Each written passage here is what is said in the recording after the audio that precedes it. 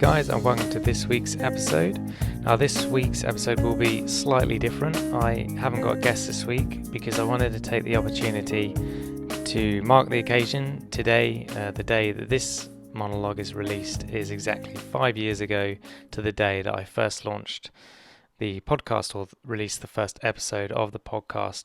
So I just wanted to take a moment to acknowledge the journey and talk about maybe where we're going in the next 5 episodes, 5 weeks, 5 months, who knows, maybe even 5 years, I don't know.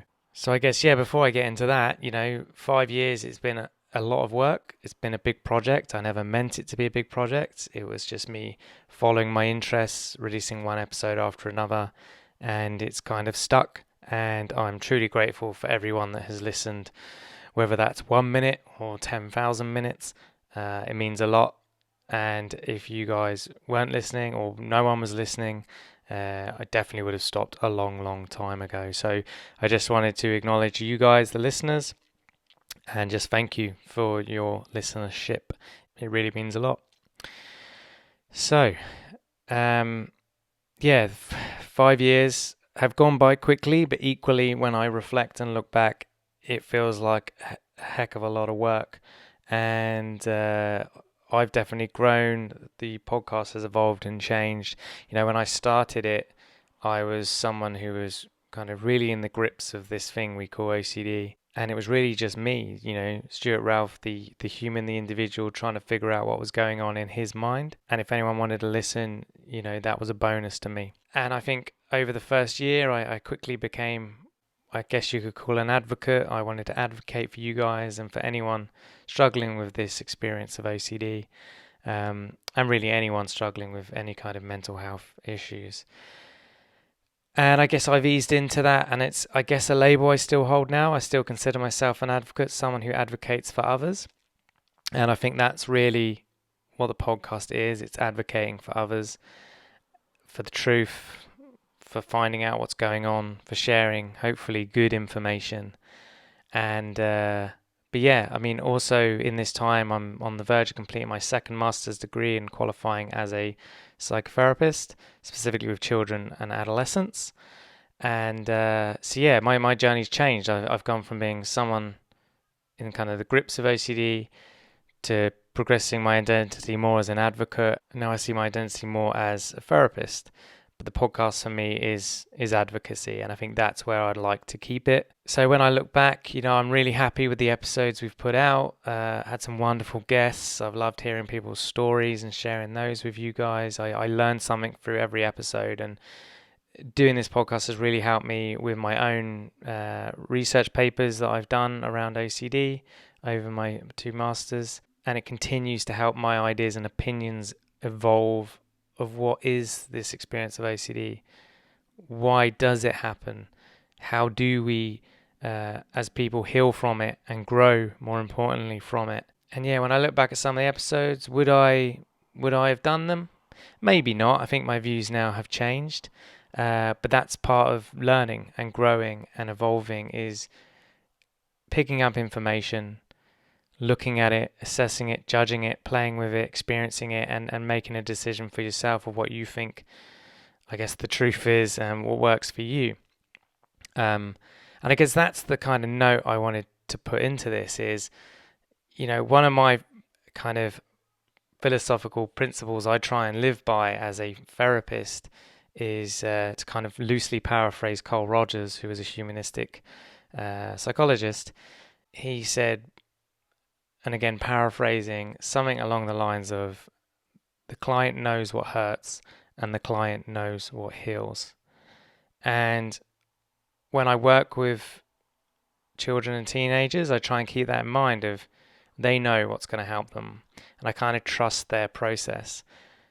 And that's, I think, what I want for you guys. You can obviously listen to this podcast and use it however you want. I guess my wish is that you judge each episode for yourself. You weigh up what's being said critically. You use your gut, dare I say. You use your own experience, and you see what works for you. And also, for those that are this way inclined, absolutely check out the research to make sure that what's being said is actually correct, as far as the research says. However you want to judge it. But I want you to just not hear something and 100% agree with it, or think it's the truth.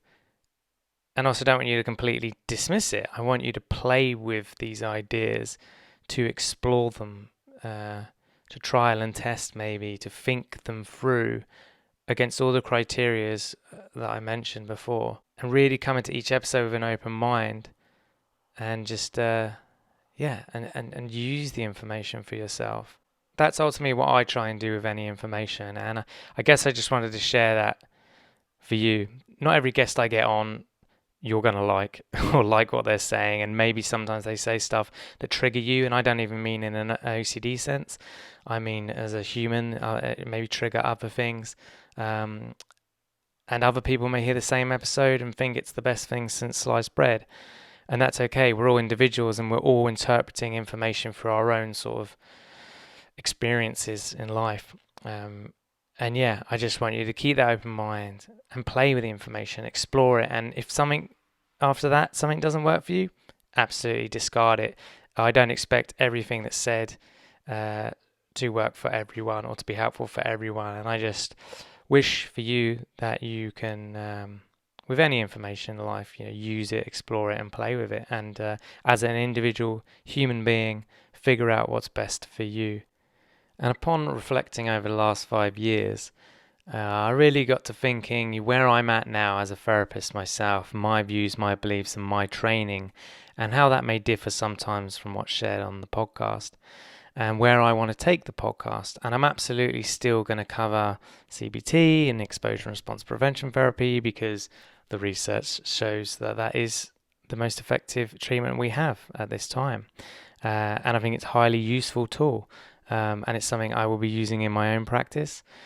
My training also goes more relational, and I want to kind of bring that more into the podcast, because I think sometimes what gets missed on my podcast is that people are more than a diagnosis, and there's often many more things going on, and it doesn't always have to be another label or something else that's deeply traumatic.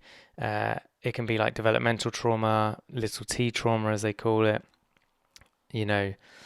that may not seem like a big deal to some people, but to others may have really affected, how they've been shaped as a human being, and that may bother them. And I want to bring and address more of that in the podcast, because part of me doing this is helping people heal, which is why I wanted to be a therapist.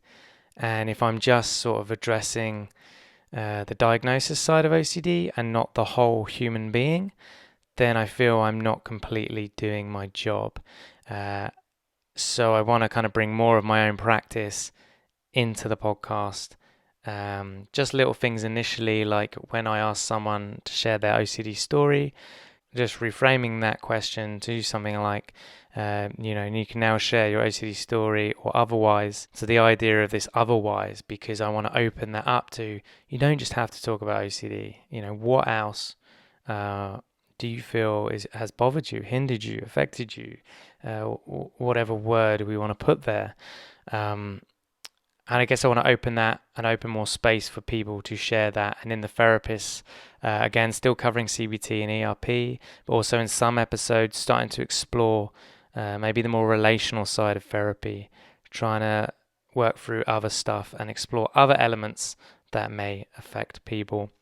I'm trying to be vague right now in how I'm speaking, because I don't want to be too specific in this. But you'll see as episodes progress. Hopefully you'll find it useful. And for some of you, hopefully you'll find it reaches a new part of you, or help a part of you be seen that maybe it hasn't been seen on the podcast before.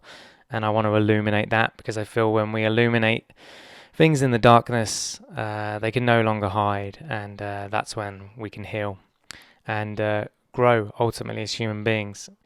And I've really enjoyed doing these podcasts. It's been a lot of work and tough at times, but it's meaningful work, and I'm so grateful for you guys listening. So who knows how much longer the podcast is going to go for, but so far I'm enjoying it, and I'll continue to release it. So thank you for listening, and as always, I hope it's helpful for you. And quick disclaimer, guys, this podcast is not therapy, it is not a replacement for therapy. Please seek treatment from a trained professional. And until we speak, take care.